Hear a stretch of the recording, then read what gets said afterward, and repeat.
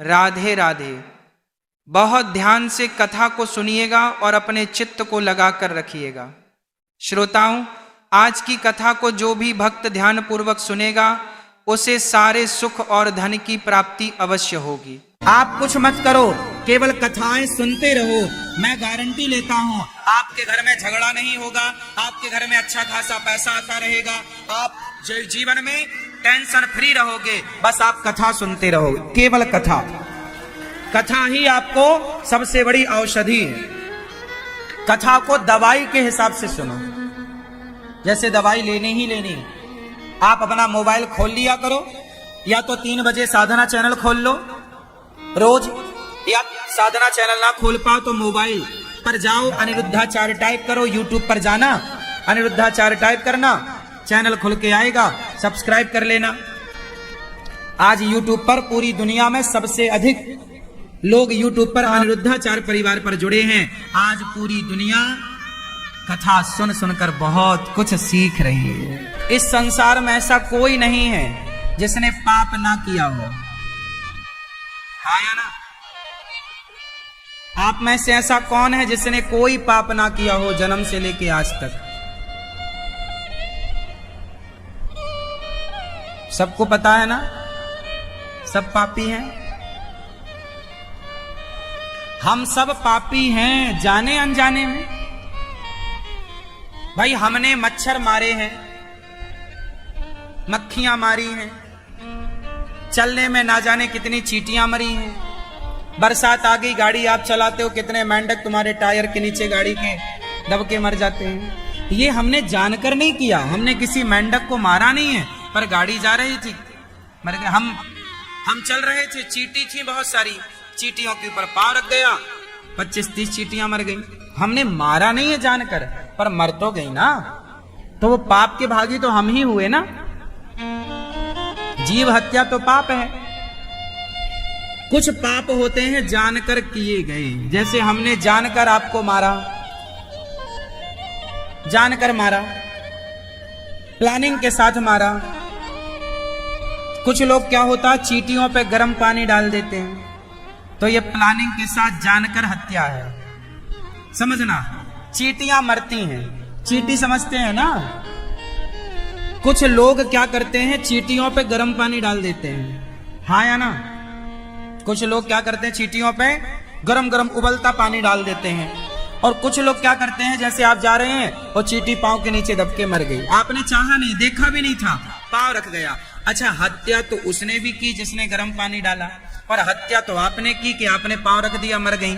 अब बताओ, दोनों पाप एक से हैं या अलग अलग हैं? ये एक ही कैटेगरी है या अलग अलग है? अलग अलग है। क्या अंतर है? मरी तो चींटी दोनों में, चींटी तो दोनों में मरी। अंतर केवल इतना है भाव का। अंतर कितना है? जोर से। और भगवान भावग्राही जनार्दना, भगवान भाव के मुखे होते हैं। अब आप देखो, भगवान से एक ने तो गर्म पानी डाल के मारा, तो भगवान उससे सवाल करेंगे, तूने क्यों मारा? जान के मारा ना तूने, अब तुझे पाप ज्यादा लगेगा, तूने प्लानिंग करके मारा। और जब आपसे पूछा जाएगा कि तुमने क्यों चींटी के ऊपर पांव रखा, तो आप कह सकते हैं, प्रभु हमने जानकर नहीं रखा, हमने तो पांव रखा था, हमने देखा नहीं और वहां चींटियां थी। वो जानकर हमारा भाव नहीं था मारना, हमारा उद्देश्य नहीं था मारना, पर चींटियां मर गई, तो वो पाप क्षमा होगा। पर कब होगा? जब उसे आप स्वीकार कर लेंगे कि हाँ गलती तो हुई है, प्रभु आप क्षमा करें, हम आपकी शरण में हैं। तो जो पाप जाने अनजाने में होते हैं, अनजाने में पाप हुए, तो आप भगवान की शरण में गए तो भगवान आपको क्षमा कर देंगे। लेकिन आपने जानकर पाप किया, अच्छा जानकर पाप हुआ और फिर कोई भगवान की शरण में जाए, तो माना कि उसने गर्म पानी जान के डाला और बाद में उसे समझ आया कि भाई मैंने तो बड़ा गलत किया, चींटियों को नहीं मारना चाहिए था। अब उसे गिल्टी फील हुई कि भाई मैंने गलत कर दिया। अब वो गया दौड़ा दौड़ा, हे भगवान मैं बड़ी गलती हो गई, क्षमा कर दो, मैंने चींटियों को मार डाला, मैंने जानकर उनके पानी डाला, अपराध हो गया। तो क्या भगवान उसे क्षमा नहीं करेंगे? उसे भी क्षमा कर देंगे। पर कब? भगवान कहेंगे कि तूने पाप किया है, मैं क्षमा तो करूंगा, पर तुझे तेरे पापों का दंड भोगना पड़ेगा। कैसे भोगना पड़ेगा? बोले तूने चींटियां मारी हैं तो तुझे 100 साल तक नरक में जाना पड़ेगा। अच्छा 100 साल प्रभु नरक में, बड़ा कष्ट हो। आपकी शरण में आया हूं प्रभु, क्षमा करो। सुन सुन, तू मेरी शरण में आया है तो मैं क्या करूंगा कि तेरे 100 साल को 100 मिनट में तब्दील कर देता हूं। तेरे 100 वर्षों को 100 मिनट में, 100 साल का कष्ट था पर 100 मिनट, हाँ या ना, 100 मिनट मैं ही तुझे भोग लेना पड़ेगा, भोग लेगा। कुछ लोग होते हैं ना, आप लोग क्या होता है, कांटा लगा, बात समझना, आप जा रहे थे, कांच लग गया पांव में, कांच, लोहे की कील लग गई, तो दर्द होता है कि नहीं? बोलो हाँ, नहीं, कितनी देर होता है? कांच लग जाए पांव में बहुत दर्द होता है, घंटे भर दर्द होता है, 2 घंटे दर्द होता है, फिर पट्टी वट्टी लगा लेने के बाद थोड़ा दर्द, हाँ या ना? तो जब आपके पांव में कांटा लगे तो दर्द हो तो परेशान ना हुआ करिए। वो यदि 10 मिनट का दर्द हुआ है तो तुम्हारे जीवन में 10 साल का कष्ट आने वाला था, जो 10 मिनट के कष्ट में ईश्वर ने टाल दिया है। ये कृपा है, यही शरणा। लोग कहते हैं ना भगवान की शरण में गए तो क्या मिला? 10 साल 10 मिनट में, 10 सालों का कष्ट 10 मिनट में भोगना तो पड़ता है, पर सालों का मिनटों में। इसलिए भगवान की शरण में रहना चाहिए। भागवत सुनने से हम भगवान के आश्रित होते हैं और भागवत की कृपा से हम संसार के हर पाप से बच जाते हैं। राजा परीक्षित जी से पाप हो गया। बताओ राजा परीक्षित जी से क्या पाप हुआ? भैया भागवत सुनते हैं ना आप, बताओ परीक्षित जी से क्या पाप हुआ था? हाँ, क्या किया था उन्होंने? किसके? हाँ, महात्मा जी के। हाँ, राजा परीक्षित जी से पाप हो गया। कौन सा पाप? एक संत का अपमान कर दिया। एक संत का, जोर से, राजा परीक्षित जी ने क्या किया? एक संत का अपमान कर दिया, मरा हुआ सांप डाल दिया, समीक जी के गले में सांप डाल दिया। क्या हुआ? राजा परीक्षित ने जब एक संत का अपमान किया तो उन्हें उस पाप के कारण 7 दिन में मरने का श्राप लगा। तुमसे पाप हो गया है और तुम्हारे पाप का दंड है, 7 दिन में मर जाओगे। इति लंघित मर्यादम तक्षकः सप्तमे हनि, मर जाओगे। अब राजा परीक्षित जी ने क्या किया? उन 7 दिनों का सदुपयोग किया और उन 7 दिनों में भागवत सुनी। और जब भागवत सुनी तो उनकी सदगति हो गई, पाप मुक्त हो गए। जीते जी उन्होंने पाप से मुक्त होने का प्रायश्चित कर लिया। भाई गलती हुई है तो समय रहते आप माफी मांग लो, नहीं तो फिर आप पर केस हो सकता है। हाँ या ना? नहीं हो सकता।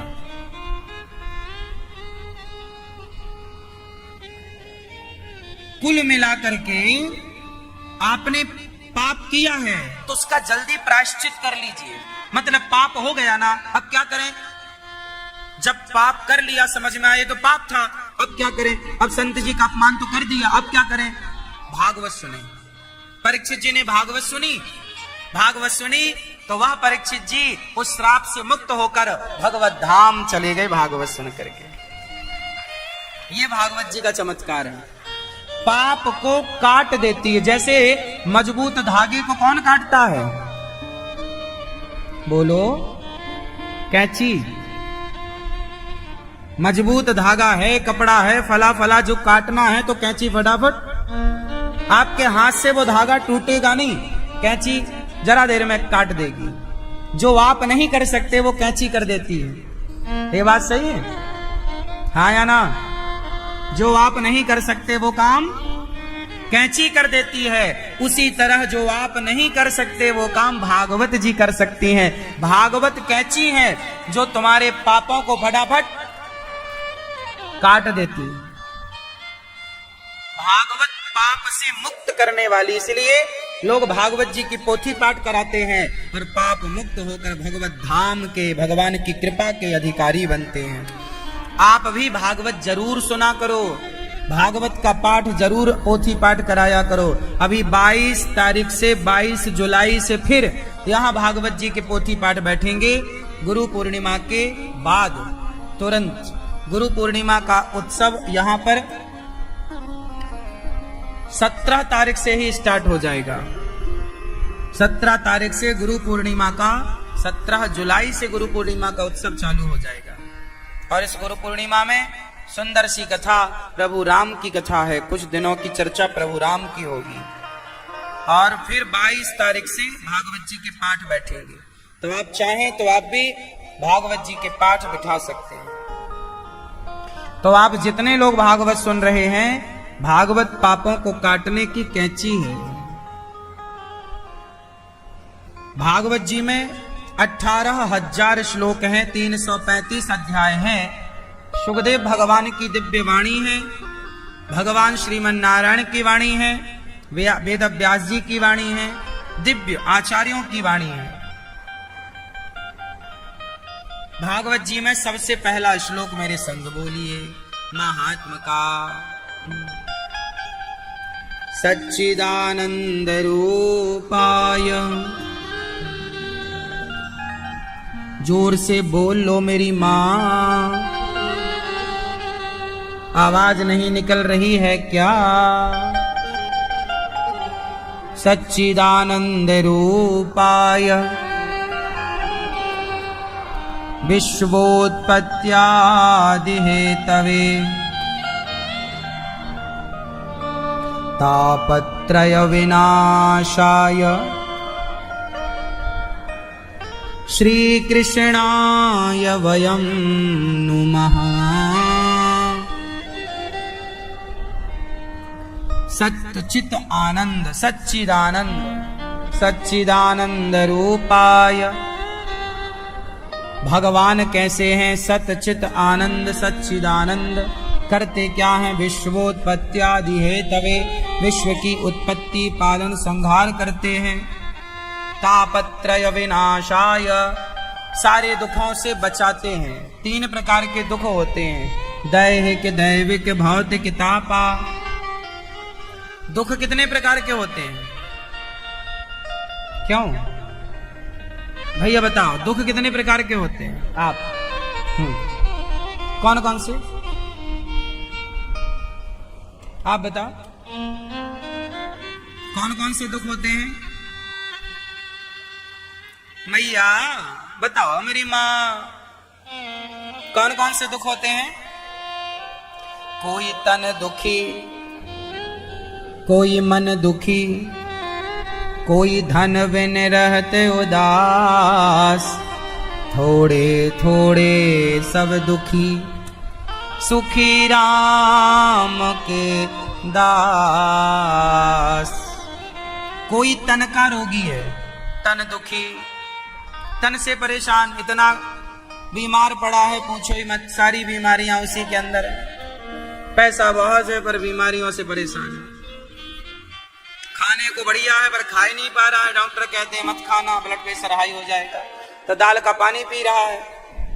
गरीबों को गरीबी नहीं खाने देती, अमीरों को डॉक्टर नहीं खाने देते। हिसाब बराबर है। ईश्वर बैलेंस करके रखता है सब। पूरा ज्यादा कैसे खा सकते हो आप? खाने को है इसका मतलब थोड़ी सब खा जाओगे।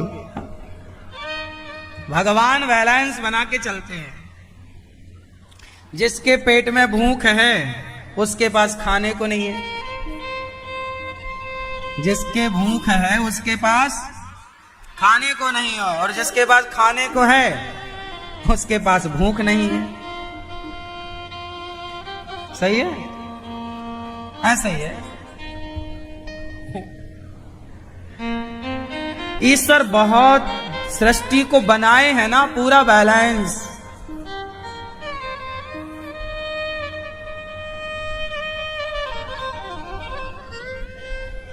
संसार में 3 प्रकार का दुख होता है। शारीरिक दुख, कोई तन दुखी, मानसिक दुख, कोई मन दुखी। आज सबसे ज्यादा दुनिया में पेशेंट मानसिक रोग के हैं। चिंताओं में परेशान है लोग, डिप्रेशन में जा रहे हैं, दवाइयां खा रहे हैं डिप्रेशन की। डिप्रेशन की भी कोई दवाई होती है? काहे बेवकूफ बन रहे हो? डिप्रेशन की कोई टैबलेट नहीं होती। डिप्रेशन मतलब चिंता, टेंशन। आप चिंता टेंशन से तब मुक्त होंगे जब आप सत्संग करेंगे, भागवत सुनिए। सबसे बड़ी औषधि है डिप्रेशन से बाहर आने की। आज दुनिया में चिंता ज्यादा है। आप बता दूं मैं आपको, लंदन में, अमेरिका में, बड़े बड़े देशों में जाइए, सबसे ज्यादा मानसिक रोगी हैं। कौन से रोगी हैं? मन के रोगी। कोई बोलने वाला नहीं है वहां, कोई हंसने वाला नहीं है वहां। हमारे भारत में तो फिर भी काफी हद तक अभी सब ठीक है। विदेशों में स्थितियां क्या है? लड़की 18 साल की होती है, चली जाती है जहां मन करे वहां। लड़का 18 साल का हुआ चला जाता है जहां माँ बाप अकेले रह जाते हैं। किसके साथ हंसें, किसके साथ बैठें, किसके साथ मुस्कुराएं, किसके साथ ठहाके लगाएं। पूरी जिंदगी अकेलेपन में गुजरती है।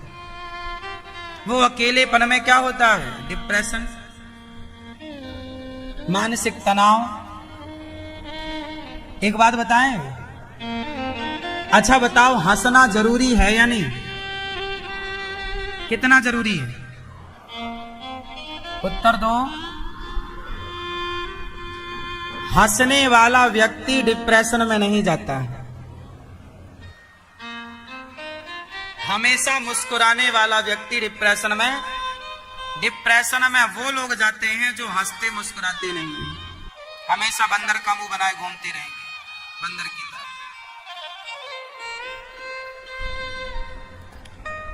और ज्यादा उन्हें हंसाओ तो गुस्सा हो जाते हैं। जैसे उनसे मजाक करो, थोड़ा हंसाने का दो, गुस्सा हो जाएंगे। ये निश्चित डिप्रेशन में जाएगा, मरेगा चिंता में। इसलिए फ्रैंकली जिंदगी इतनी भी परेशान नहीं करती जितना आप परेशान होते हैं। इतना भी संसार में दुख नहीं है जितना दुख आप लिए बैठे हैं। इतनी भी चिंताएं नहीं है बाबरे जितनी तुम लिए बैठे हो। थोड़ा हंसो, थोड़ा मुस्कुराओ, थोड़ा नाचो, थोड़ा गाओ, है ना मैया? थोड़ा हंसा करो मेरी माँ। हंसोगी ना तो जिंदगी मस्त गुजरेगी, कोई बीमारी भी नहीं आएगी। और हंसने वाले व्यक्ति ना, एक बार हंसने की आदत हो जाए आपको तो फिर आपके पास कोई रहे ना रहे, आप अकेले भी हंसते रहेंगे। आजकल लोगों ने पैसा कमाना खूब शुरू किया, खूब पैसा कमा रहे हैं, पर हंसना छोड़ दिया। क्यों भैया? आप हंसते हो ज्यादा कि कम? कम हंसते हो।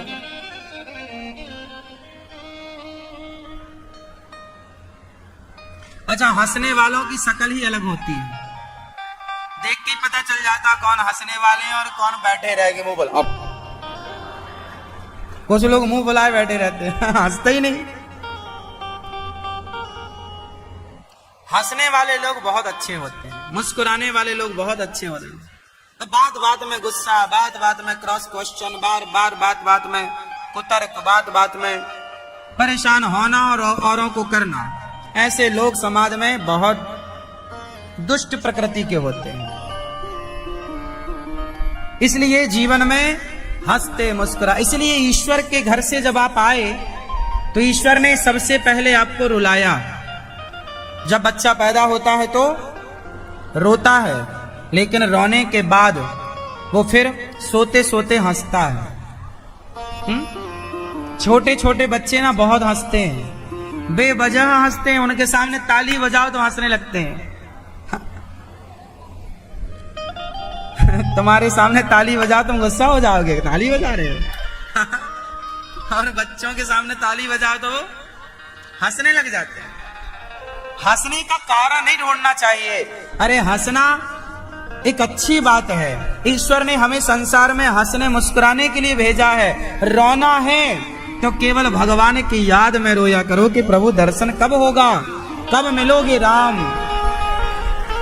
बाकी सदा हंसा करो हर हाल में। देखो इस संसार में एक आदमी का नाम बताओ जिसके जीवन में दुख ना आया हो। एक व्यक्ति का नाम बताओ जिसके जीवन में दुख ना आया हो। कौन है जिसके जीवन में दुख नहीं आया? बताओ। भगवान के जीवन में कितना दुख आया? 14 साल का वनवास, जेल के अंदर भगवान का जन्म हुआ, कृष्ण भगवान का। एक व्यक्ति ऐसा नहीं है संसार में जिसके जीवन में दुख ना आया हो। फर्क कितना है, दुख तो सबके जीवन में आता है, दुख तो सबके पास है। हर कितना है कि उस दुख को कोई रो करके गुजारता है तो कोई उस दुख में भी हंस के अपना पूरा टाइम, पूरा जीवन गुजार लेता है। पता ही नहीं चलता कि ये व्यक्ति दुखी है, क्योंकि मुस्कुराकर जिसे गम का जहर पीना आ गया, मुस्कुरा के जिसे गम का जहर पीना आ गया, ये हकीकत है, उसको इस जहां में जीना आ गया।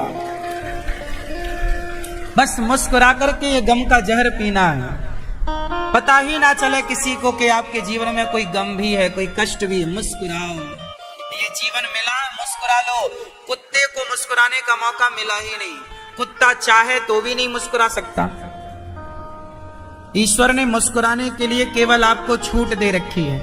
क्या आप में से किसी ने भैंस को मुस्कुराते देखा? बकरी को देखा होगा, पक्षी को, बिल्ली को। फिर 84 लाख योनियों में केवल ईश्वर ने हम मनुष्यों को हंसने और मुस्कुराने का अवसर दिया है। इसलिए मुस्कुरा लो ना भैया, हंस लो, जी लो, बिंदास खूब हंसा करो, खूब खिलखिलाया करो। इतना हंसो कि पेट दर्द करने लग जाए, इतना हंसो कि आंखों में आंसू आ जाएं। ये जीवन है। पैसा बहुत है आपके पास पर होठों में हंसी नहीं है तो किस काम का पैसा? पैसा नहीं है आपके पास लेकिन आपके होठों पे मुस्कान है तो अमीर वो नहीं है जिसके तिजोरी में पैसा हो, अमीर वो है जिसके होठों पे मुस्कान हो। मुस्कुराया करो। जिंदगी में जिंदगी का राज पाना चाहिए, जिंदगी में जिंदगी को मुस्कुराना चाहिए। थोड़ा मुस्कुराओ, थोड़ा हंसो, गाओ, जीवन को एंजॉय करो, आनंद से बिंदास जीवन जियो। टेंशन लेके नहीं जीने का, डिप्रेशन के साथ नहीं जीने का। जो है नहीं है कोई बात नहीं, अभाव रहेगा। जीवन में कुछ चीजें हमें मिलेंगी, कुछ नहीं मिलेंगी। कुछ चीजें हम पाएंगे, कुछ चीजें नहीं पाएंगे। कुछ हमारे मन का होगा, कुछ हमारे मन का। यही सिद्धांत लेके चलो, ये प्रकृति है। इस संसार में आपके हिसाब से कुछ नहीं होता, चलाने वाला कोई और है ना। तुम प्लानिंग कर सकते हो, तुम अच्छा सोच सकते हो, पर जरूरी नहीं है कि जो आपने सोचा चाहा वो मिल ही जाएगा। हम किसी के अधीन हैं। बताओ हम किसके अधीन हैं? जोर से, जोर से। हम सब समय के अधीन हैं, काल के अधीन हैं, ईश्वर के अधीन हैं। काल, ईश्वर का नाम काल है, ईश्वर का नाम समय है। हम समय के अधीन हैं। समय हमें चला रहा है। आपको कौन चला रहा है? जोर से। समय चला रहा है। देखो ना, छोटे बच्चे होते हैं, चलते नहीं हैं, पर समय आता है वो 8 महीने के होते हैं, 10 महीने के, साल भर के, खड़े होने लगते हैं, धीरे धीरे चलने। समय चला रहा है। वो छोटे से थे, बड़े हो रहे हैं, लड़कपन आ गया। किसने लाकर खड़ा कर दिया लड़कपन? समय ने। जवानी आ गई, आपको जवान किसने बनाया? आपकी माँ ने, आपके पिता ने, आपके पड़ोसियों ने, किसने? आपको जवान किसने बनाया? बोलो। शरीर का विकास किसके द्वारा हुआ? समय के साथ। आपके साथ कौन चल रहा है? समय। लड़कपन आया, किसने दिया? समय ने। जवानी आई, किसने दिया? समय ने। बुढ़ापा आया, किसने दिया? समय ने। बाल पक गए, किसने पकाया? समय ने। आंख कमजोर पड़ गई, किसने कमजोर किया? समय ने। पांव में दर्द आ गया, चल नहीं पा रहे हो, कमर काम नहीं कर रही है, दर्द है। कहां से हुआ सब? क्यों दादाजी आपके बाल सफेद किसने किए? बताओ। दादी अम्मा ने कर दिए? डोकरी ने? हाँ? या समय ने? इनके बाल सफेद किसने किए? सच्ची बताओ। समय ने इनके बाल काले भी किए थे, और काले से फिर ये आपकी मूछें, दाढ़ी सब सफेद हो रही, किसने किया? समय ने।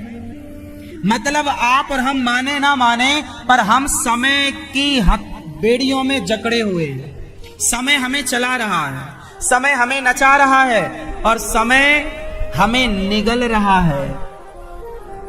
केवल चला नहीं रहा, समय हमें क्या कर रहा है? निगल रहा है। निगलना समझते ना?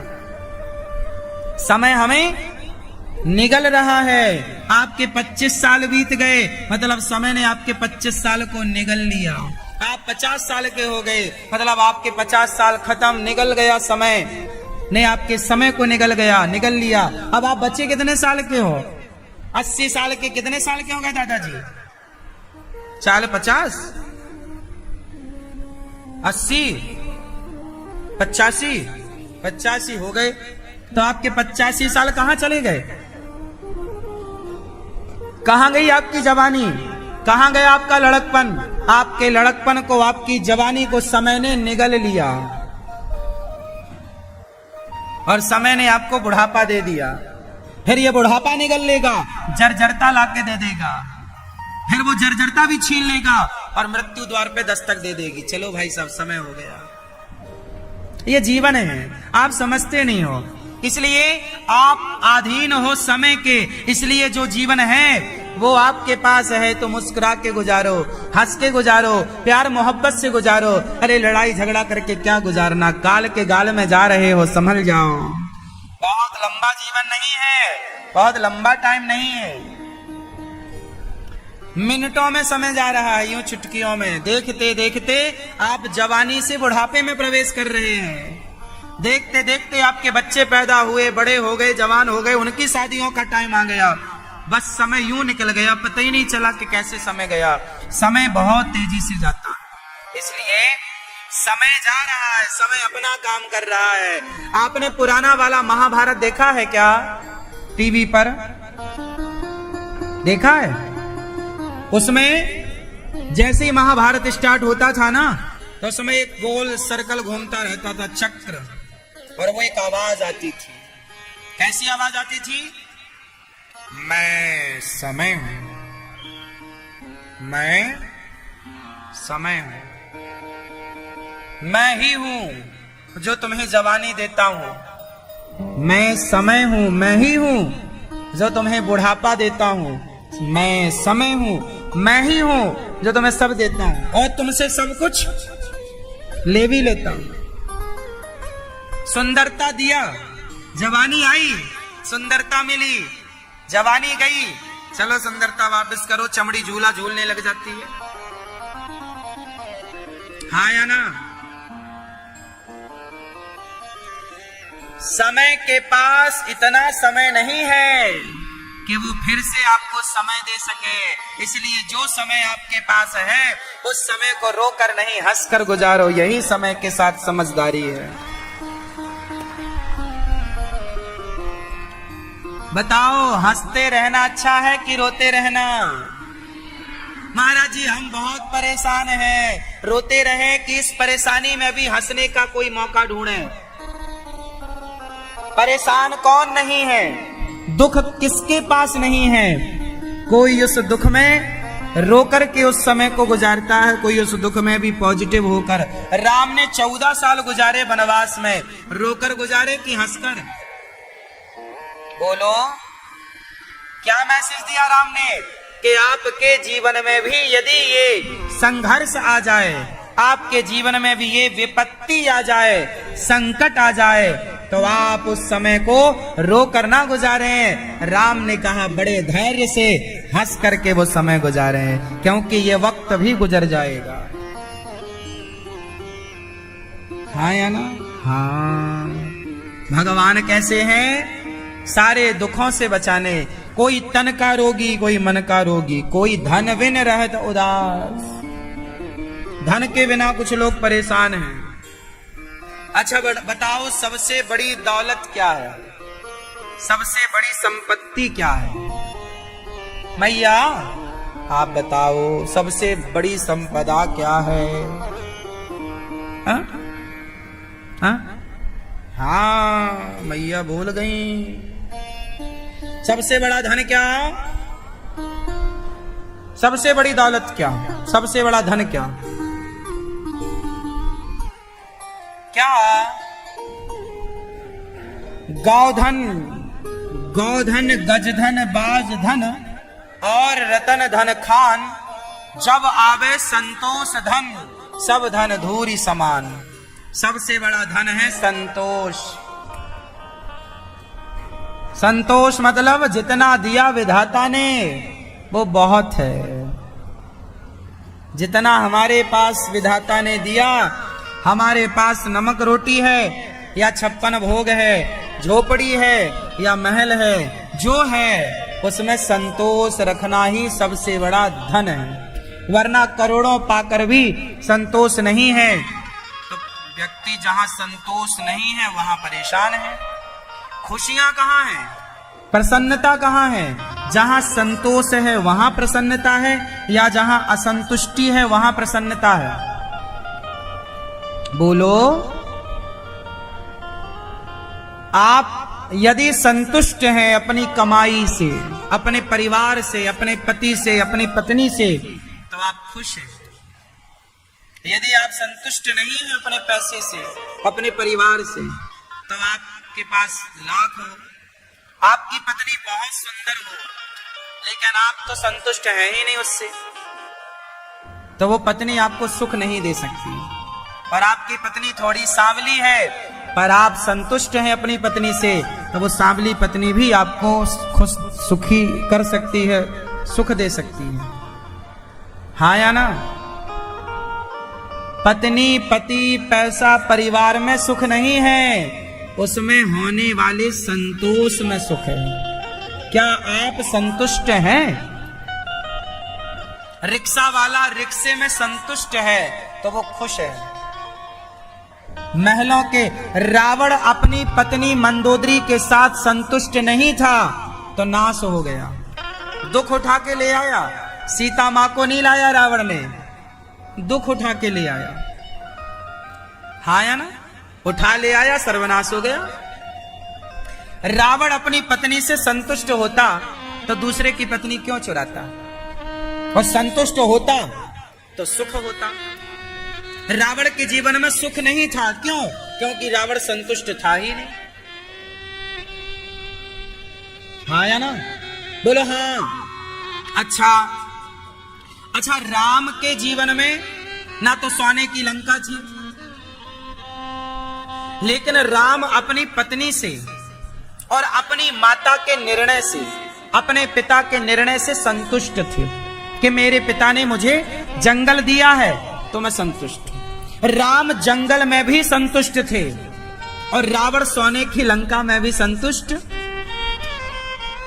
इसलिए संतुष्ट होने के लिए संतोष चाहिए।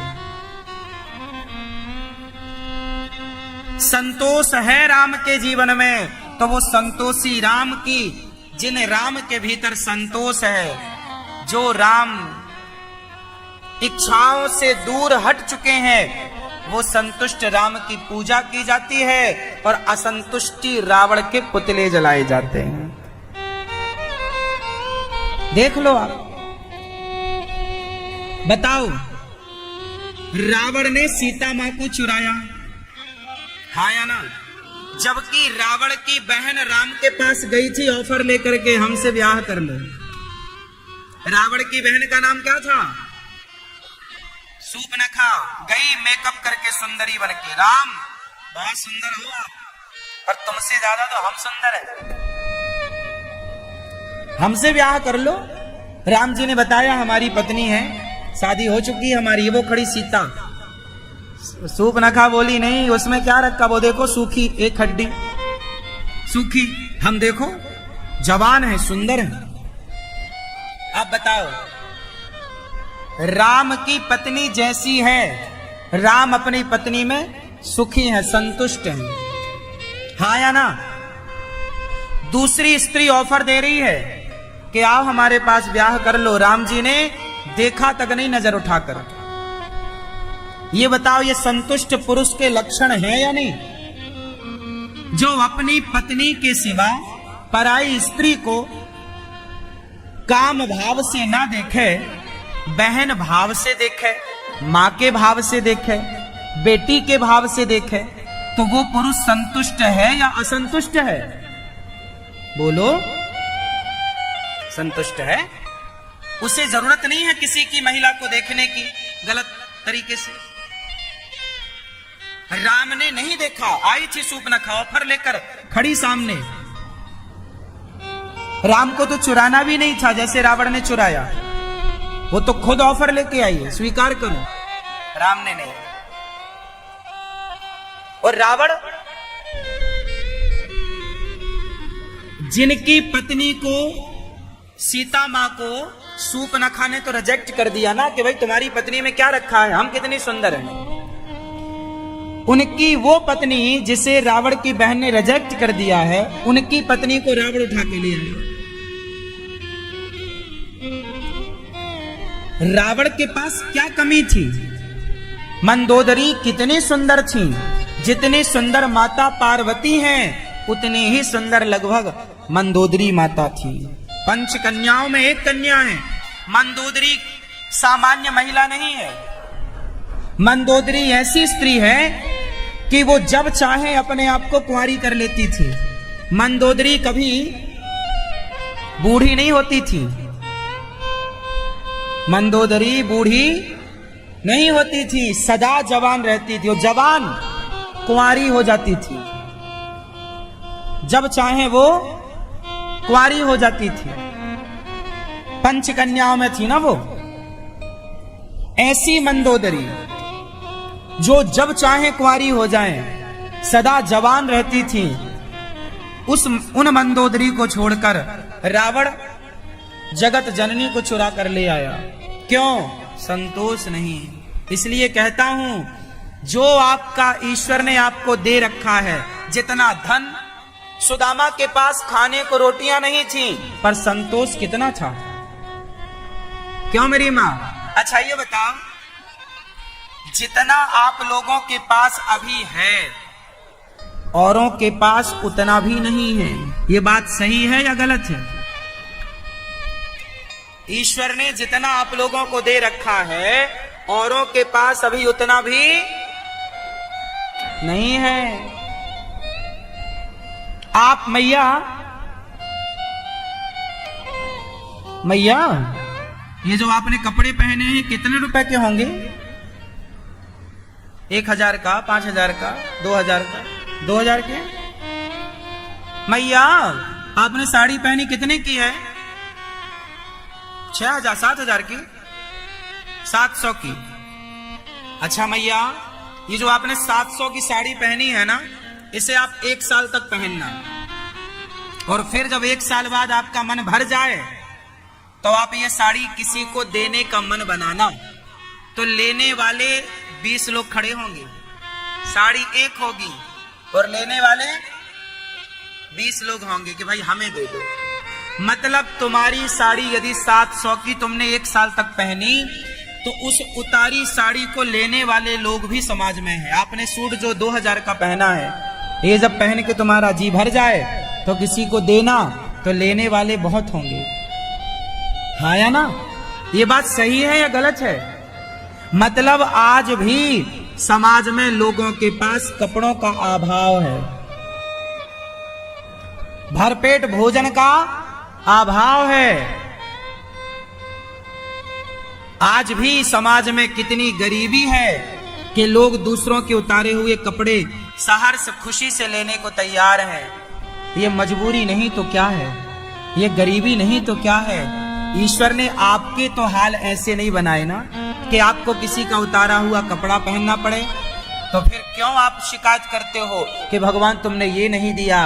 अरे उन लोगों को देखो जो फुटपाथ पर अपना जीवन गुजार रहे हैं, उन लोगों से कितने बेहतर आप लोग हैं। जो मिला है आपको उसके लिए आपने थैंक यू नहीं किया, ईश्वर को धन्यवाद नहीं दिया। जो नहीं मिला उसकी आपने लाखों शिकायतें करी, हे भगवान तुमने ये नहीं दिया, हे भगवान तुमने ये नहीं दिया। जो नहीं मिला उसकी शिकायतें बहुत होती हैं, जो मिला है उसकी कोई वैल्यू नहीं होती, कीमत नहीं होती। इसलिए शिकायत भरा जीवन, मेरा मानना है कि जीवन में शिकायत ना हो। क्या ना हो? शिकायत। हमें किसी से शिकायत नहीं है, हमें किसी से कोई शिकायत नहीं है। ना भगवान से शिकायत, ना परिवार से शिकायत, ना आप लोगों से शिकायत, किसी से कोई शिकायत नहीं। कभी शिकायत रखते ही नहीं। हमारी औकात से ज्यादा है। और सबसे बड़ी दौलत क्या है? कागज के टुकड़े दौलत नहीं है, सोना चांदी संपत्ति नहीं है साहब। आपकी आंखें स्वस्थ हैं, आपके कान स्वस्थ हैं, कान अच्छे से सुन पा रहे हैं, आंख अच्छे से देख पा रही है, वाणी अच्छे से बोल पा रही है, यही आपका धन है। पांव चल पा रहे हैं, हाथ काम कर रहे हैं। जिस दिन आंखें कमजोर पड़ जाएंगी तो सारी दौलत तुम खर्च कर दोगे आंखों को ठीक कराने में। तुम्हारे पांव में जरा कुछ क्रैक हो जाए, चल ना पाओ, तो आप सारी जायदाद बेच दोगे कि भाई मैं चलने लग जाऊं, इसके लिए सब लेने पर मुझे चला दे। मतलब ये जो तुम दौड़ रहे हो, ये ईश्वर ने तुम्हें चलने का, दौड़ने का, देखने का मौका दिया।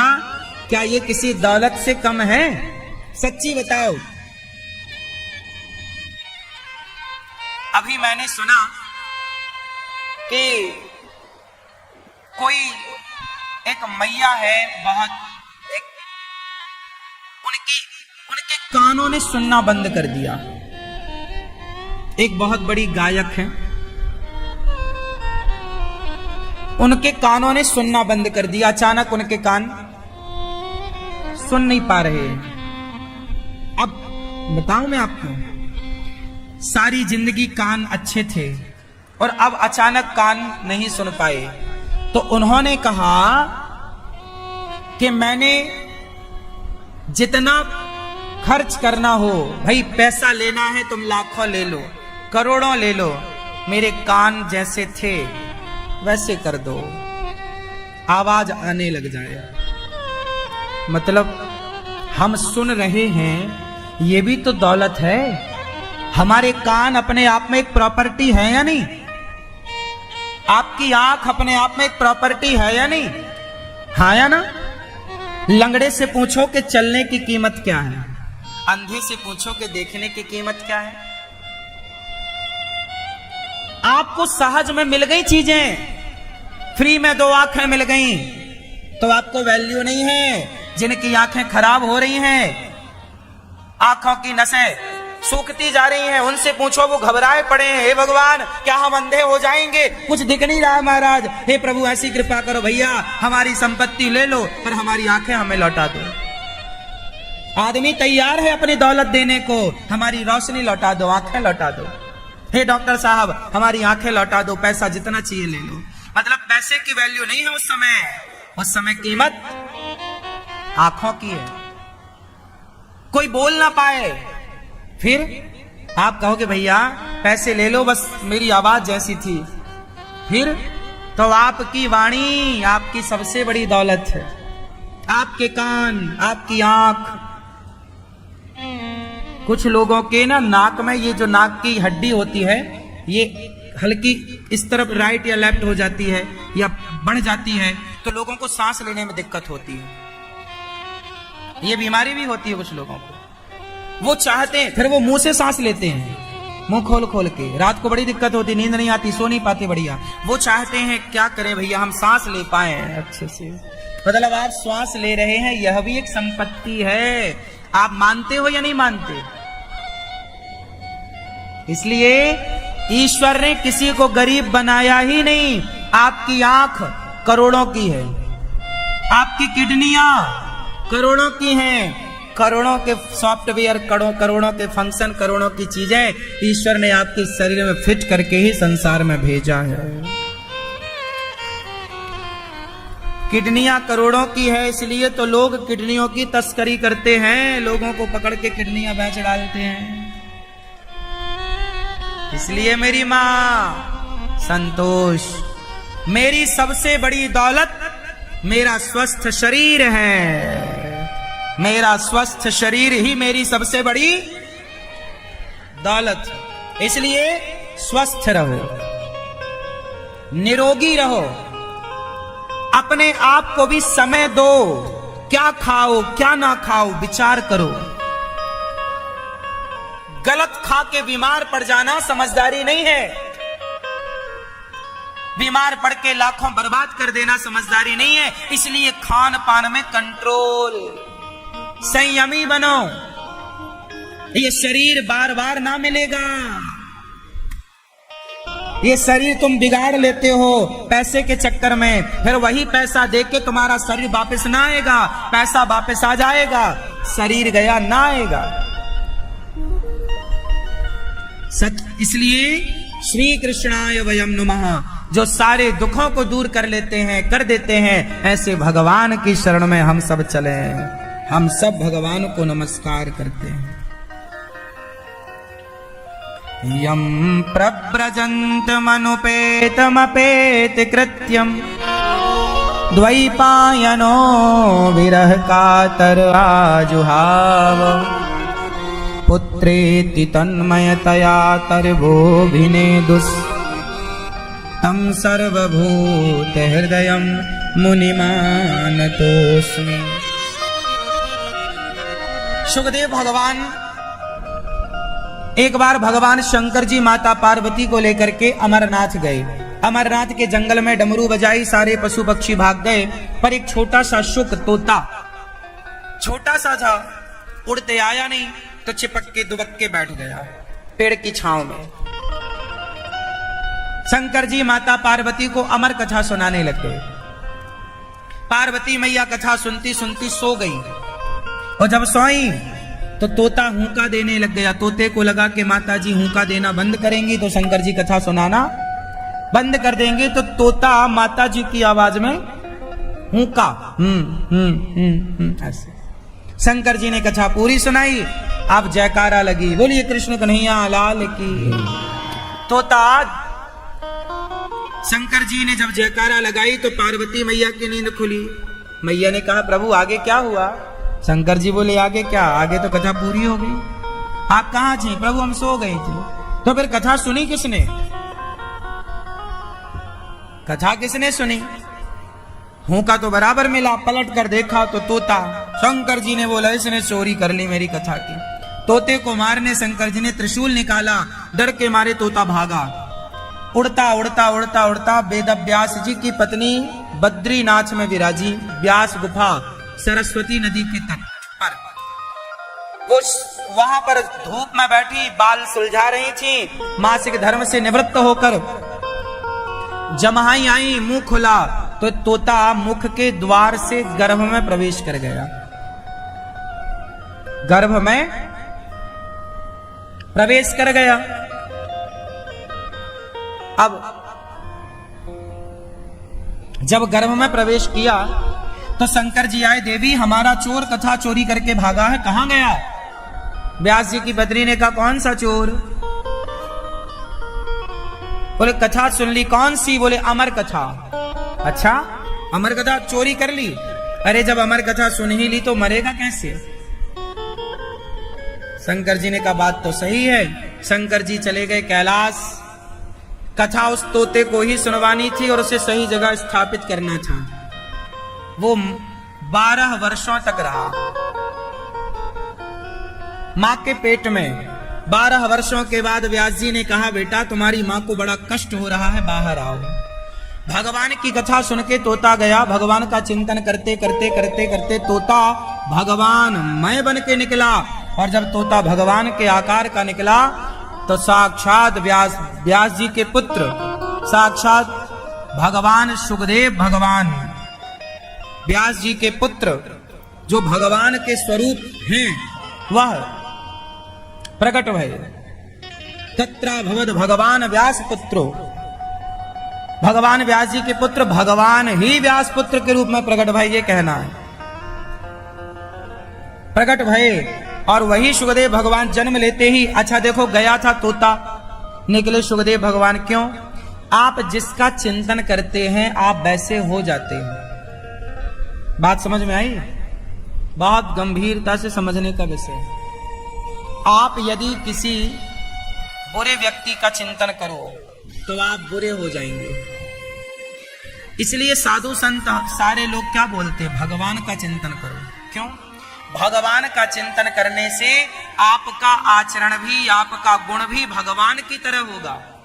सभी भक्त श्रद्धा और भक्ति से प्रभु का नाम जप करें।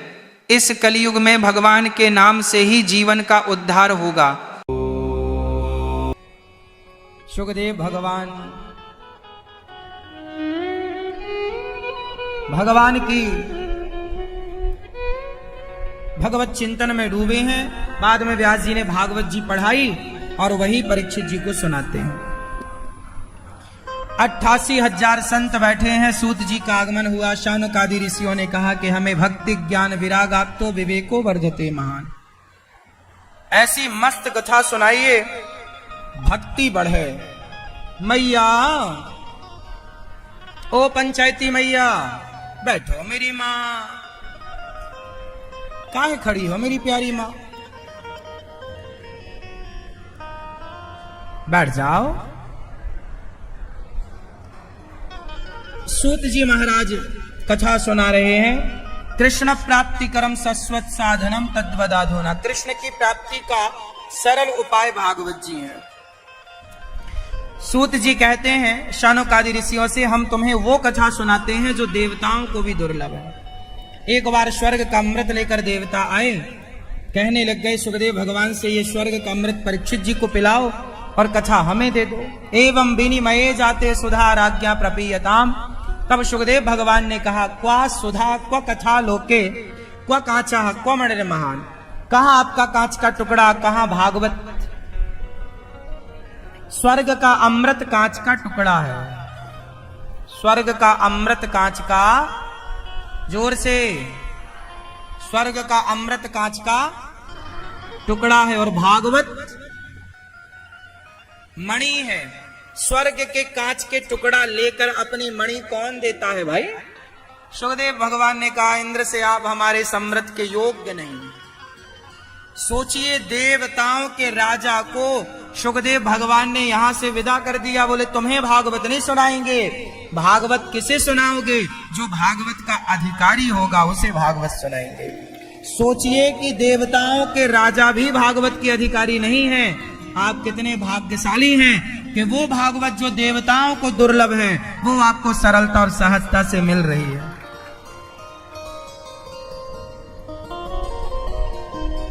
इसलिए भागवत सुनना चाहिए।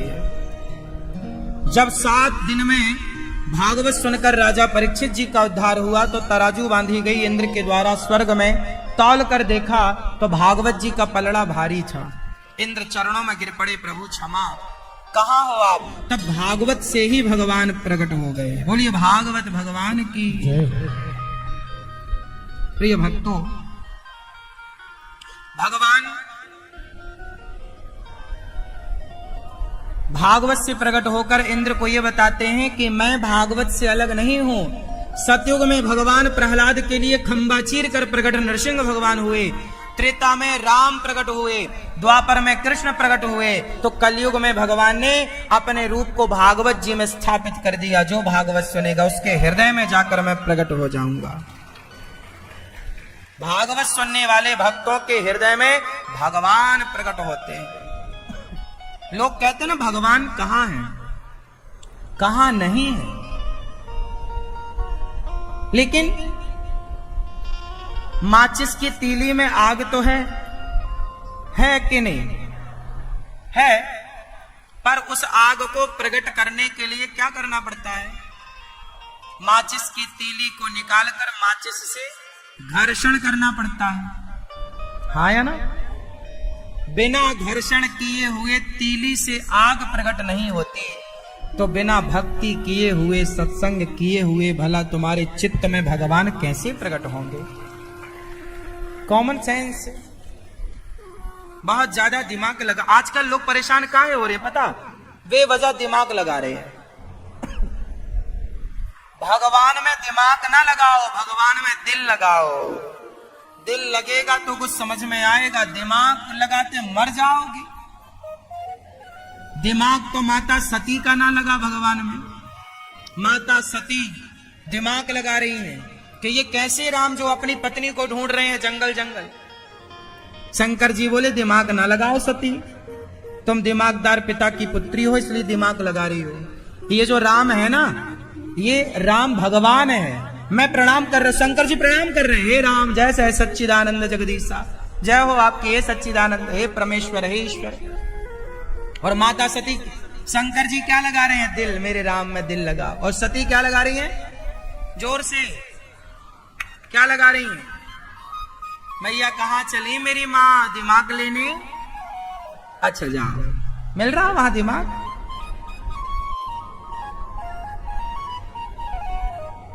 सती क्या लगा रही हैं? और शंकर जी ने क्या लगाया? हाँ, और दिमाग लगाया। माता सती बोली ये भगवान हो ही नहीं सकते। जो लोग कहते हैं कि ये भगवान हो ही नहीं सकते, वो अपना दिमाग लगा रहे हैं। और ईश्वर जो हमारे भगवान है बेटा, वो दिमाग का विषय है ही नहीं, वो तो दिल का विषय है। जब तक दिल ना लगाओगे तब तक समझ में नहीं आएगा। वो तुम लगा रहे हो वो जो लगते ही नहीं। माता सती का दिमाग ना काम कर पाया तो तुम्हारे पास दिमाग कितना है? माता सती चली गई परीक्षा लेने राम की, बोले ये भगवान हो ही नहीं सकते। मैया सो रही है, लाल मैया रुक जा ना जगाना। जाग रही हो मैया? अच्छा, हमें लगा सो गई। हाँ, ध्यान लगा रही हैं। अच्छा है। माता सती ने दिमाग लगाया, ये भगवान हो ही नहीं सकते। भगवान होते तो इन्हें ये पता चल जाता कि इनकी पत्नी सुवक्त कहाँ है। भाई भगवान तो सर्वांतर्यामी, सब जानते हैं। ये क्यों पूछ रहे हैं पशु पक्षियों से कि तुमने हमारी पत्नी देखी है? हे खगमृग, हे मधुकर श्रेणी, तुम देखी सीता मृग नयनी। अब दिमाग लगाया तो परीक्षा लेने चली गई, तो राम जी पहचान गए। माता जी राम राम, भोलेनाथ कहाँ है? सीता बन के गई, पहचान लिया। परीक्षा लेने गई थी, फेल होके आ गई माता सती। तो इस कथा से ये सिद्ध हो गया कि परमात्मा जो लीला करते हैं उसमें दिमाग नहीं, क्या लगाओ? दिल लगाओ। अच्छा, दिमाग से ना आप तर्क करो, जानने की जिज्ञासा होनी चाहिए। ईश्वर को जानो, पहचानो, समझो, कहां है, कैसा है, क्या रूप है, क्या रंग है, क्या करता है, क्या खाता है, क्या पीता है, भगवान के विषय में सब जानो। लेकिन ईश्वर अतर्क है। ये विषय बहुत गहरा है, गंभीर है। माता सती दिमाग लगा के थक गई, कुछ ना पाया। माता सती ने दिमाग लगाया, कुछ ना मिला। और माता शबरी ने दिल लगाया तो सब कुछ मिल गया। राम में दिल लगाओ, भगवान में क्या लगे? दिल। और दिमाग कहां लगे? बताओ, दिमाग कहां लगाए? दिमाग लगाओ पत्नी में, पति में, परिवार में, बच्चों में, व्यापार में। व्यापार चलेगा दिमाग से, बोलो हाँ। परिवार चलेगा दिमाग से। बच्चों का पूरा कार्य दिमाग से होगा। घर गृहस्थी, व्यापार, बिजनेस सब दिमाग से चलता है। तो भगवान के लिए दिल रहे आपका और संसार के लिए दिमाग रहे आपका, तब बैलेंस होगा और आप बहुत बिंदास जीवन चलाओगे। बंटवारा करो, दिल भगवान के लिए और पत्नी में क्या रखे? पत्नी को दिमाग में रखो, पति को दिमाग में रखो। पति में दिमाग लगाओ, दिल ना लगाना। लेकिन आप उल्टा करती हो, मेरी माँ दिल लगा लिया।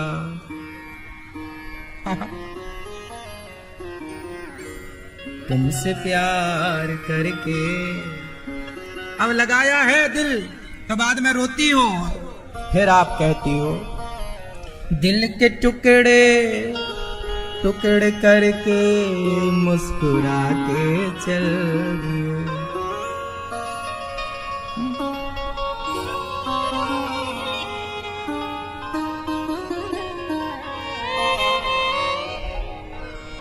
आप पहले लगाते हो दिल और फिर जिस पे दिल लगाते हो वो क्या करता हो? तुम्हारे दिल को टुकड़े टुकड़े कर देता है। दिल के टुकड़े टुकड़े करके ले अपना दिल रख, मुस्कुरा के चल दिए।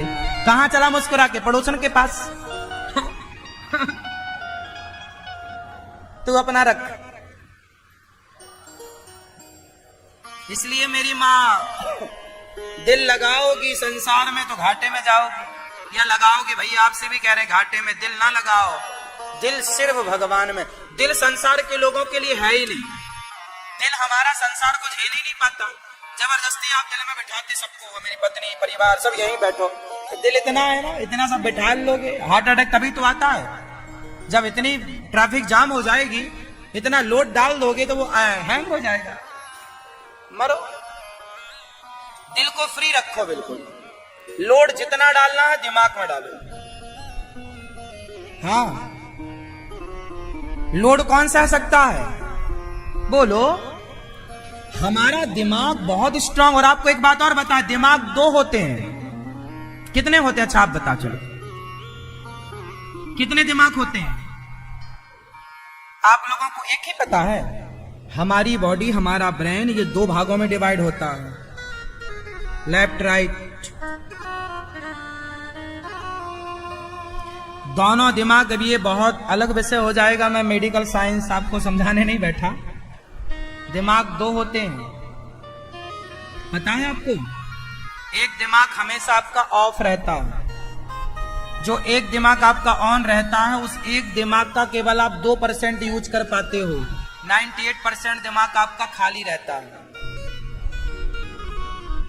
आप लोग अपना दिमाग यूज कहां करते हो? सबसे ज्यादा दिमाग को यूज किया था स्वामी विवेकानंद जी ने। सबसे ज्यादा दिमाग को यूज किया था महर्षि पाणिनीय जी ने, जिन्होंने व्याकरण शास्त्र पाणिनीय प्रवेशाय, वरदराजाचार्य जी।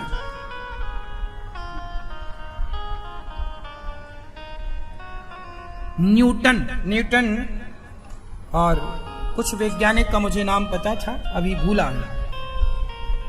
क्या? हाँ, आइंस्टीन है कि टाइन है? ठीक है। इन लोगों ने सामान्य लोगों की अपेक्षा अपने दिमाग का ज्यादा यूज किया है। इन लोगों का दिमाग, सामान्य लोग कितने % दिमाग यूज करते हैं? आप लोग तो आप केवल 1% का भी चौथाई करते हो, ये मानो। जिसने 5% दिमाग का यूज किया वो बहुत बड़ा है। आप लोगों के दिमाग से ज्यादा सुंदर पिचई का दिमाग चलता है, हाँ या ना? आप लोग मोबाइल पे एक ऐप चलाते हो ना, गूगल मैप।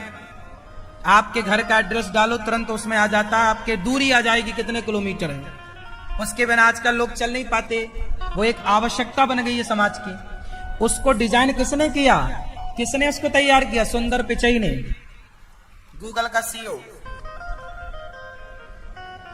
दिमाग लगाया ना, तो आप और हम तो इतना दिमाग ना लगा पाते। उसने लगाया, मतलब उसने अपने मस्तिष्क का, ब्रेन का हम सबसे ज्यादा यूज किया। इसलिए दिमाग सबके पास बराबर दिया है विधाता ने।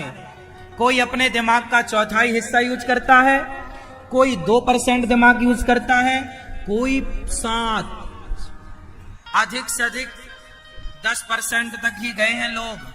जितने बड़े वैज्ञानिक हैं या जितने भी बड़े तुम नाम सुनते हो, ये सब अधिक से अधिक 90% दिमाग हमारा खाली रहता है। इसलिए कहता हूं, परिवार को दिमाग में रखो और भगवान को खाली दिल में रखो। दिल केवल भगवान के लिए। दिमाग ज्यादा चलाओ, दिमाग की एक्सरसाइज किया करो आप लोग। आजकल के बच्चों को याद नहीं होता, क्यों? इनका दिमाग सोया पड़ा है। मोबाइल चलाने से क्या होता है? बिल्कुल साइंटिफिक बोल रहा हूं, समझ में आ जाए आपके तो अच्छा है, नहीं आए तो आप जानो। बच्चे फिजिकली जो शारीरिक मूवमेंट होता था, पहले हम लोग क्या करते थे? खेतों में खेलते थे, पानी में खेलते थे, पानी में पकड़म पाई खेलते थे, पानी के अंदर रेडी। हम लोग नदियों में खेलते थे, पता आपको? नदियों में छलांग मारते, पेड़ पर चढ़ते, नदियों में छलांग मारते और नदियों में पकड़ते एक दूसरे को, रेडी, पकड़म पाई, पेड़ों पर छलांग मारते। हम लोगों का दिमाग उस समय चलता था कि इससे कैसे बचा जाए, तो दिमाग की एक्सरसाइज होती थी। अब आजकल के बच्चे मोबाइल पर गेम खेलते हैं। तो जितना दिमाग डेवलप होना चाहिए, जितना विकास होना चाहिए, वो विकास नहीं हो पाता।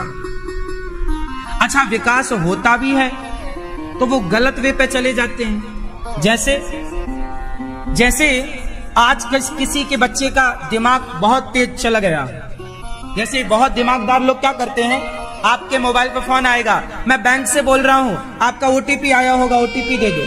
तो आप ओटीपी देते हैं, ओटीपी देते ही आपका सारा बैंक अकाउंट खाली हो जाता है। तो अब आप बताओ कि जो आपके घर पे मोबाइल लगा के, फोन लगा कर आपसे ओटीपी मांग रहा है और ओटीपी के बल पे पूरा बैंक अकाउंट खाली कर दे रहा है, अब बताओ क्या वो बुद्धिमान नहीं है?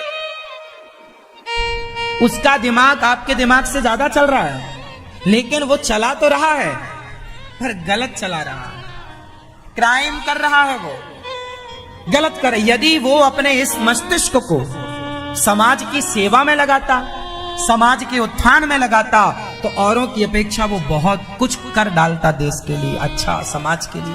लेकिन दिमाग लगाया पर लोगों को लूटने में लगाया। साइबर क्राइम क्या है? आज बड़े बड़े बैंक हैक हो रहे हैं, साइबर अटैक हो रहा है। क्या हो रहा? बैंक बिल्कुल बैंक खाली हो रहे हैं, कई बार साइबर अटैक हो जाता है। इतना बड़ा दिमाग लगाया उस बंदे ने कि बैंक को खाली कर लिया, बिना घुसे, बिना ताला तोड़े। ये क्या दिमाग नहीं था? पर उसने गलत यूज किया।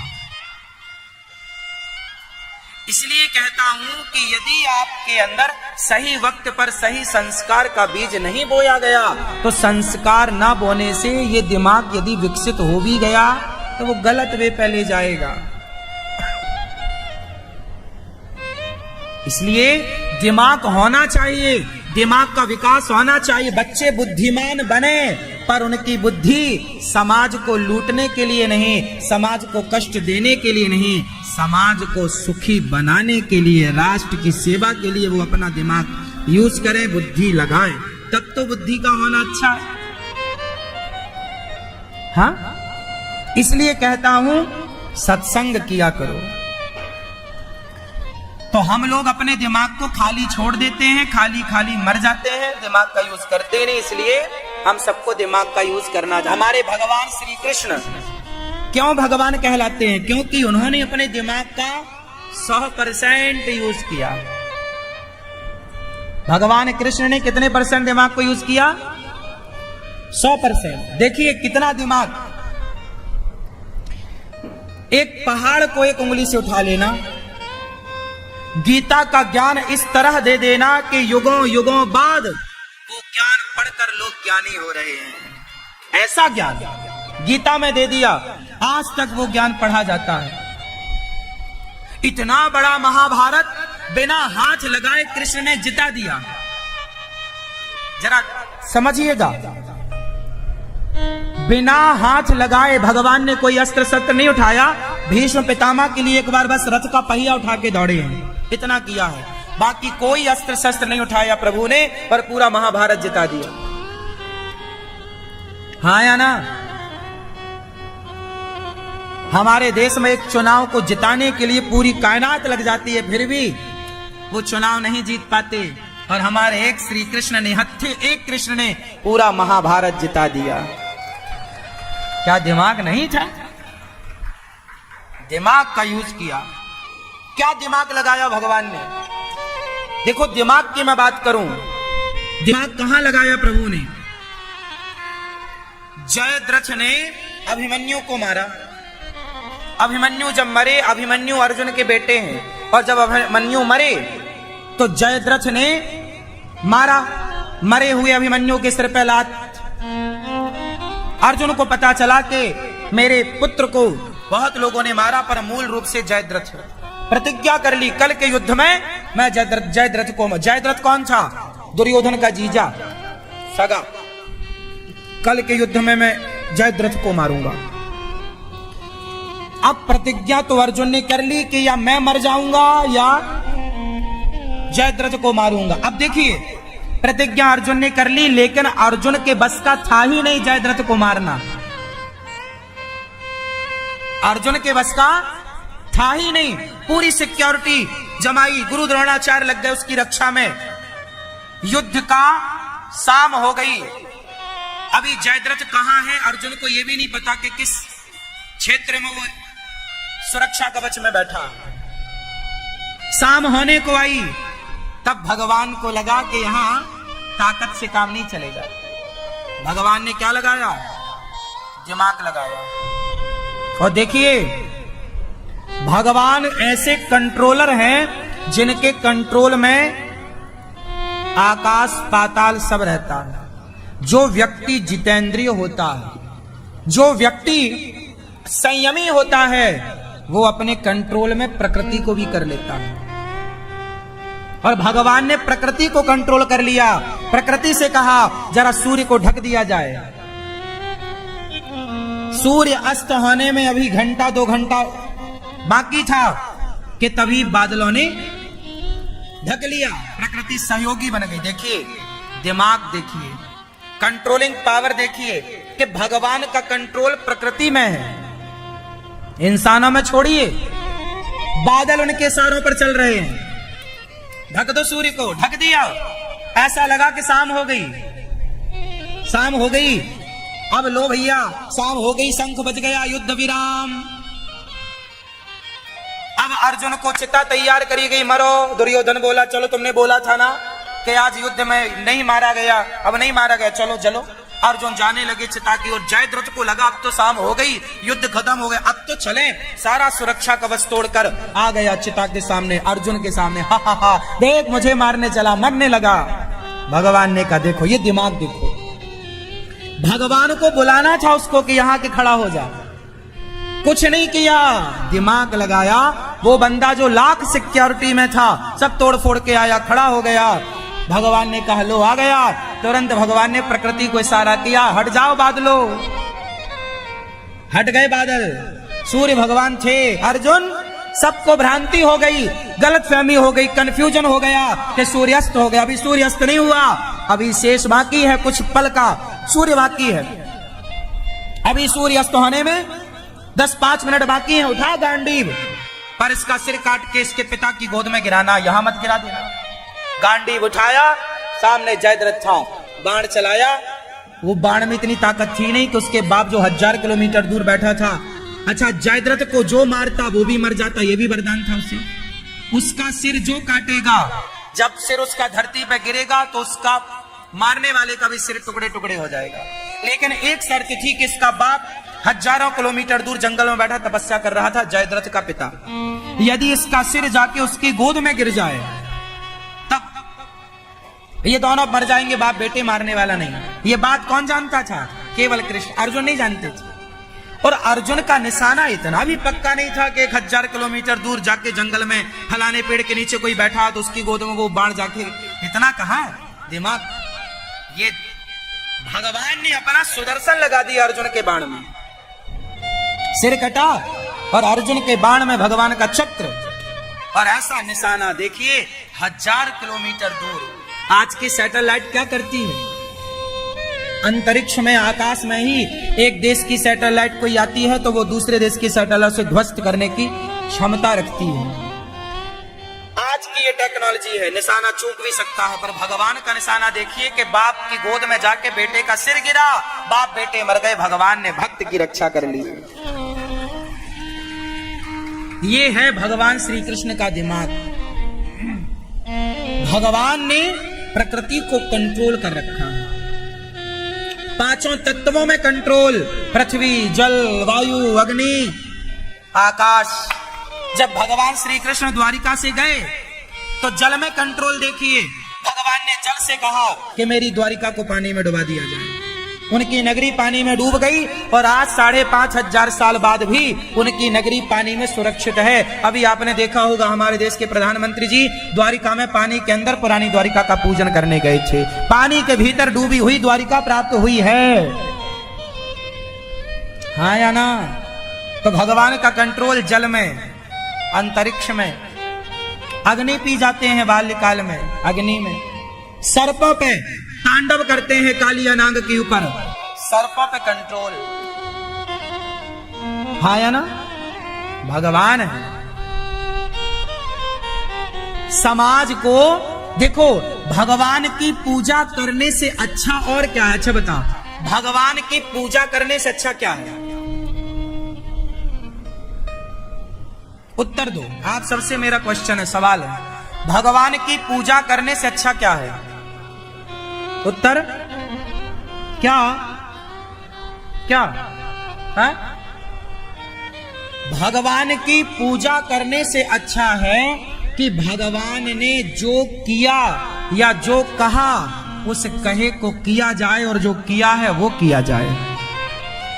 भगवान राम जो करते हैं वो कर लो ना साहब, राम की पूजा करने की जरूरत नहीं है, राम ने जो किया है वो करने की जरूरत है। राम ने अपने माँ बाप की आज्ञा का पालन किया, राम ने अपने पत्नी के सम्मान के लिए रावण को मारा, राम ने अपने भाई के लिए अपना अधिकार छोड़ दिया। राम की पूजा करने से क्या होगा? जो राम ने किया है यदि वो कर लिया जाए तो समाज में आपका लोक परलोक दोनों संवर जाएगा। क्या कहते हैं आप लोग बताओ? मैं आपसे पूछ रहा हूं, बताओ, राम की पूजा करना ज्यादा अच्छा है या राम के आदर्शों पे चलना ज्यादा अच्छा है? राम के बताए मार्ग में चलना अच्छा है। राम की तरह पुत्र होना चाहिए, राम की तरह पति, राम की तरह भाई, राम की तरह राजा। आप कैसे बेटा है? क्या राम की तरह बेटा है?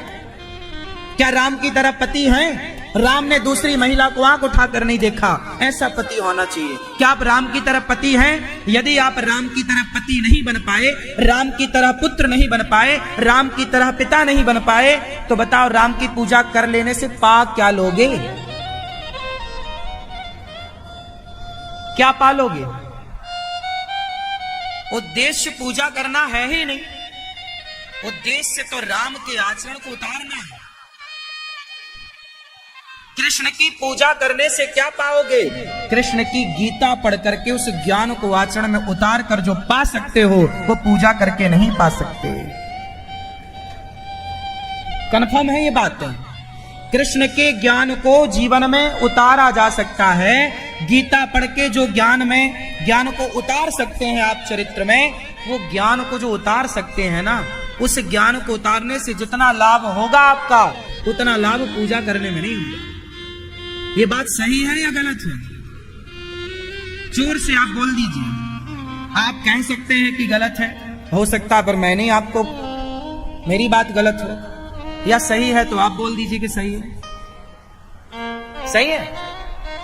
गीता में जो लिखा है, एक ही श्लोक उतार लो, कर्मण्येवाधिकारस्ते मा फलेषु कदाचन। इतना भी तुम उतार लोगे तो तुम्हारा पूजा करना सार्थक है। अब पूजा करते रहो तुम सारी जिंदगी, कर्म कुछ ना करो, तो पूजा करने से भी क्या पालोगे? जब भगवान ही कह रहे हैं कि कर्मण्येवातु, कर्म कर, कर्म कर, पर मेरी एक बात और कह रहे हैं, मेरा बन के कर, मामेकम शरणम ब्रज, मेरा बन जा। तो भगवान के बन करके फिर कर्म करना है तो वो पूजा से श्रेष्ठ है। संबंध भगवान से जोड़ना है, लेकिन भगवान के बन करके फिर, जैसे हमारे देश के प्रधानमंत्री हैं या विदेश मंत्री हैं या राज्य मंत्री हैं, जो मंत्री होते हैं, गृह मंत्री हैं, फला मंत्री।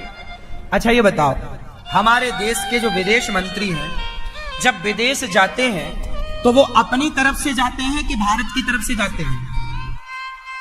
बोलो। जो बोलते हैं वो बयान उनका होता है या भारत का होता है? उनका बोला एक एक वचन भारत का वचन माना जाएगा कि भारत ने ऐसा बोला। उनकी उपस्थिति भारत की उपस्थिति मानी जाएगी, हाँ या ना? उसी तरह जैसे वो व्यक्ति भारत के निर्वाचित सांसद बनकर के उस पद को प्राप्त करके ना विदेश मंत्री बने, तो एक संबंध उनका भारत से संबंध है, भारत का संबंध लेके वो जाते हैं। उसी तरह आप भगवान के संबंध, भगवान से एक संबंध जोड़ लो, भगवान के बन जाओ, फिर भगवान के बन करके आपको जहां जाना है, जो करना है वो करो, भगवान के बनकर करो। तुम्हें क्या लगता है पूजा में, तुम्हें क्या सिंदूर मिल जाए तुम भगवान को थोप दोगे सिंदूर से? अभी यहां सिंदूर रख दो और लोगों को बोल दो पूजा कर लो, उठा उठा सिंदूर भगवान को जो थपेड़ेंगे, ऐसे उनको लगता यही पूजा है। आप फूलों की माला ले आते हो, पहना, आपको लगता पूजा हो गई। आप लोग पता नहीं सत्य को जान पाओगे या बिना जाने मर जाओगे। आपको लगता है फूल चढ़ा देना पूजा है, आपको लगता है तुलसी चढ़ा देना पूजा है। तुलसी चढ़ाना, मेवा मिष्ठान चढ़ाना, पैसा चढ़ाना पूजा नहीं है। भगवान कृष्ण की कही बातें गीता में जो हैं उनको मान लेना ही सबसे बड़ी पूजा है। भगवान श्री राम का आचरण जीवन में उतार लेना ही सबसे बड़ी पूजा है। कितने लोग सहमत हैं इस बात से?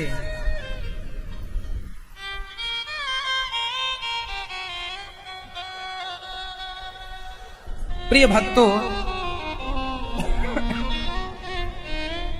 लोगों ने पूजा का अर्थ गलत कर लिया। उन्हें तो लगता है कि बस अब लोग ना मंदिर जाते हैं, फूल माला फेंकते हैं भगवान के, लड्डू का डिब्बा फेंक देते, भले जाके भगवान के मुंह में लग जाए। उनको लगता है यही पूजा है। सिक्का, 5 रुपया का सिक्का उठाएंगे, निशाना लगाएंगे, सीधा भगवान की नाक में जाके लगेगा। बोले चढ़ा रहे पैसा। यार ऐसे तो आदमी ये फेंक फेंक के आदमी भगवान को देता है, ये तुम्हारा शिष्टाचार है? भगवान को तुम पैसा क्यों दे रहे हो? भगवान को पैसे की क्या जरूरत है? भगवान को क्या देना है? पैसा तो दे के चले जाते हो, देना क्या चाहिए?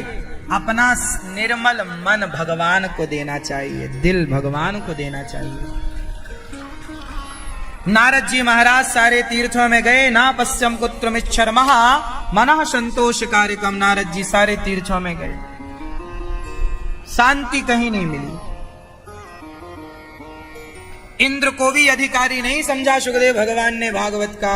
भगवान प्रकट हुए, स्वर्ग में इंद्र का विमान दूर हुआ। एक बार नारद जी समस्त तीर्थों का सेवन करने गए, पर नारद जी को शांति नहीं मिली। सारे धाम गए, पुष्करम च प्रयागम च काशीम गोदावरीम तथा हरिक्षेत्रम कुरुक्षेत्रम श्रीरंगम सेतु वंदनम एवमादिषु तीर्थेषु ब्रह्ममाणि तस्ततः। सब जगह गए पर ना पश्यम कुत्रमिच्छर्मा, शांति नारद जी को कहीं नहीं मिली। सत्यम नास्ति तपः शौचम दया दानम न विद्यते, उदरम भरणो जीवा वराकाः कूटभाषिणः। नारद जी ने देखा कि समाज में सत्य का नाश सा हो गया है, तप नहीं बचा, कुछ बचा कम है। सत्यम नास्ति तपः शौचम दया दानम न विद्यते, कम बचा है। नारद जी वृंदावन आए, एक उदास कन्या को देखा, देवी कौन हो? उसने कहा मैं भक्ति हूं। ये कौन है? बोले मेरा बेटा ज्ञान वैराग्य। ये मेरा बेटा ज्ञान वैराग्य है।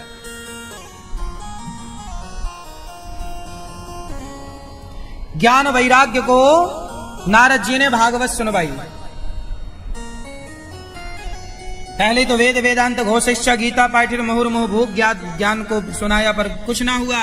तब नारद जी को सनकादियों ने कहा भागवत सुनवाओ। हरिद्वार में 3 आसन लगाई गई, सनक सनंदन सनातन सनत कुमार 4 आसन लगाई गई। 3 आसन श्रोता नारद जी के लिए भक्ति ज्ञान वैराग्य के लिए लगाई गई। और जब कथा शुरू हुई तो कथा की महिमा सुनकर सदा सेव्या श्रीमद् भागवती कथा। सदा भागवत सुनने से क्या होता है?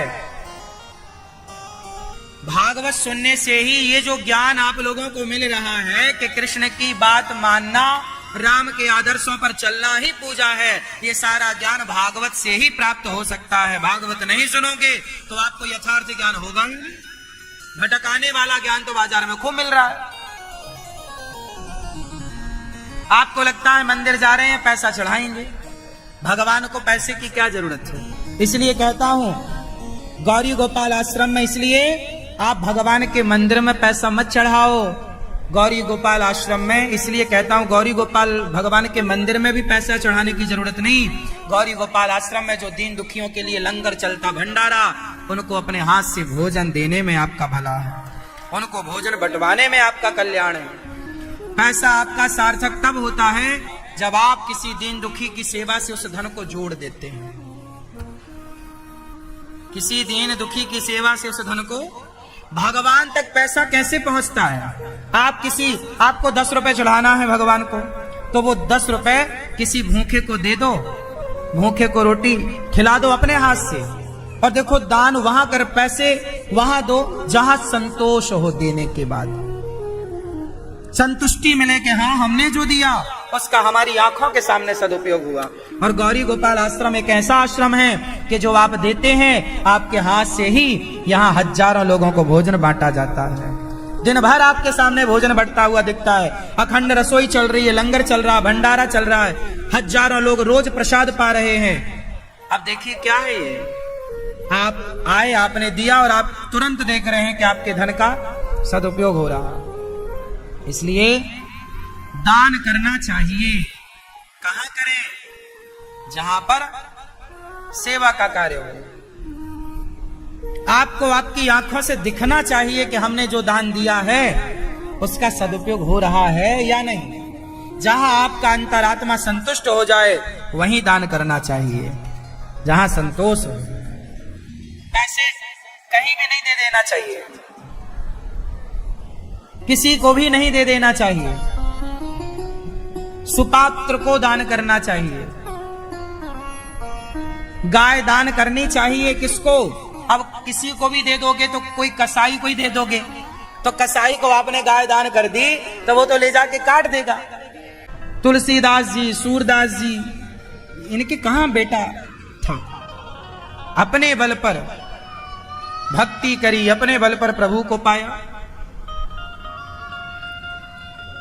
भगवान को पा लेना सबसे उत्तम है। चित्त भगवान में लगा देना और अपने आप को समाज की सेवा में समर्पित कर देना सबसे उत्तम है। लोगों की बातें सुनना बंद कर दो। लोगों की बातें सुनोगे ना तो अच्छा कर ही नहीं पाओगे कुछ। आप तो कुछ अच्छा करोगे तो भी लोगों को बोलना है। बेटा नहीं हुआ आपका तो भी लोग आपको बोलेंगे, हो जाए और नालायक निकल जाए तो भी आपको बोलेंगे। इसलिए कानों में उंगली लगाओ, किसी की कुछ मत सुनो, केवल अच्छा करते रहो, अच्छा करते रहो। उस अच्छे का परिणाम समाज ना देगी, भगवान देंगे। कानों में उंगली लगाओ, सुनो मत, बस अच्छा करो। तुम भला करो तो सही, तुम्हारा भला ना हो तो कहना। एक बात बताएं, इत्र की दुकान में आप एक काम करो, इत्र लगाओ मत, इत्र का व्यापार शुरू कर दो। इत्र का कारोबार शुरू कर दो, अपने आप महक जाओगे कि नहीं? हाँ या ना? जिस दिन तुम खुशियां बांटने लग जाओगे, बांटने लगो साहब खुशियां, अपने आप खुश हो जाओगे। खुश होने का मंत्र है खुशियां मांगो मत, हे भगवान हमें खुश करो ना, बांटो, औरों को खुश करो। जो औरों को खुश करता है भगवान देखते हैं कि भाई ये कर रहा है, इसे देना चाहिए। खुशियां बांटने से बढ़ती हैं, इसलिए सभी में बांटो। आपका बेटा होगा तो सारी दौलत आप उठा के बेटे को दे दोगे, और बेटे को चाहिए भी क्या? तुम जाओ चूल्हे में, वो तो दौलत लेके खुश है। लेकिन बेटा नहीं है किसी का, तो वो क्या करे? वो अपनी सारी संपत्ति बच्चों की पढ़ाई में, जो अनाथ हैं, जो बेसहारे हैं, वृद्ध में, वृद्ध आश्रमों में, अनाथालयों में बेसहारे हैं, जहां गौ सेवाएं चल रही हैं, आप अपनी सारी संपत्ति गायों के लिए, गौचर भूमि के लिए दे दो। आप अपनी संपत्ति गुरुकुलों में, जहां पर बच्चों को पढ़ाया जा रहा है, तुम्हारी संपत्ति का एक बेटा फायदा उठाता, पर तुमने सही जगह उसका दान किया, तुम्हारी उस संपत्ति से ना जाने कितने बेटों का भविष्य सुधर जाएगा। क्या उससे तुम्हारी सदगति ना हो जाएगी? तुम्हारा बेटा ही चिता पे आग लगाएगा तभी तुम्हारी सदगति होगी क्या? जो तुमने मानसिकता बना रखी है ना, वो मानसिकता गलत है कि बेटा आग लगाएगा तो ही सदगति ना। आप अच्छा कार्य करेंगे तो आपको सदगति के लिए मुंह ताकना ना पड़ेगा किसी को, किसी का भैया तुम करो तो हमारी सदगति हो। हम तो अपनी सदगति का कार्य करके मरेंगे। हमारी सदगति के लिए तुम क्या करोगे? हम खुद ऐसा अच्छा काम करके मरें कि हमारी सदगति हमारे अच्छे कामों के बल पर हो। हम बेटे से पिंडदान लेंगे तो ही हमारी सदगति होगी क्या? वो उसका कर्तव्य है, वो करे ना करे, पर मैं अपना पूरा कार्य करके मरूं, पुण्य के कार्य करके मरूं। जब बेटे के लिए संपत्ति जोड़ के मरते हो तुम, अपने लिए घर बंगला बना के मरते हो तुम, तो अपने कल्याण का साधन जुटा के भी मरा करो। मरने के बाद तुम किसी पे निर्भर ना रहना कि भैया तुम हमारी सदगति के लिए ये काम कर दो। सबसे बड़ा पुण्य है, सबसे बड़ी सेवा है समाज की, पशु पक्षी हर जीव की, सब में। जो नर में नारायण को देखता है वही मंदिर में भगवान को देख सकता है। जो नर में नारायण को नहीं देख सकता वो मंदिर में भगवान खाक देखेगा। आत्मदेव जी को संत ने फल दिया, पत्नी को, पत्नी ने बहन को फल खिला दिया, गाय को बहन का बच्चा हुआ, ले आई, नाम रखा धुंधकारी। बड़ा हुआ, जब पैदा हुआ समय पर गाय के बच्चा हुआ, नाम रखा गौकर्ण। आत्मदेव जी के बेटा नहीं हो रहा था, जबरदस्ती उंगली कर करके बेटा मांग लिया। बेटा मिल तो गया, लेकिन उस बेटे ने इतना मारा, इतना तड़पाया कि ये बोले कि मैं तो बिना बेटे का खुश था। जब ईश्वर ने नहीं दिया था तो कुछ विचार के नहीं दिया होगा, तुमने उंगली कर ली, अब लिया भोगो। इतना मारता धुंधकारी कि आत्मदेव जी रो रो के परेशान है। तब गौकर्ण जी ने उपदेश दिया कि सेवा कथा रसमहो नितराम पिबत्वम धर्मम भजस्व सततम त्यज लोक धर्मान। पिताजी सेवा, देखो गौकर्ण जी ने भी अपने बूढ़े बाप को उपदेश में कहा कि सेवा करो। क्या करो? सेवा। सेवा कथा। तुमने बेटा क्यों पा लिया? तुम्हारे बेटा नहीं था तो तुम समाज की सेवा करते। बेटा पा लिया, अब पा लिया, लो अब मार रहा तुम्हें डंडों से, अब पिटो। इसलिए सेवा। समाज के बच्चों को इतना लायक बना दो, योग्य बना दो कि उन्हें दौलत देने की, ऐसे बेटे पैदा करना जो बेटे खुद कहें पिताजी हमें आपकी संपत्ति नहीं चाहिए, आपने हमें इतना काबिल बना दिया है, हम आपसे ज्यादा कमा सकते हैं। ऐसा बनाओ बच्चों को और अपनी संपत्ति समाज की सेवा में खर्च करो। पुण्य यही है, बच्चों को योग्य बनाओ। ऐसा बनाओ कि तुम्हारा बेटा आगे आके कहे कि हम, आपने, धन्यवाद पिताजी आपने मुझे योग्य बनाया, हमें आपकी दौलत से मोह नहीं, हम आपकी सेवा करेंगे सदा।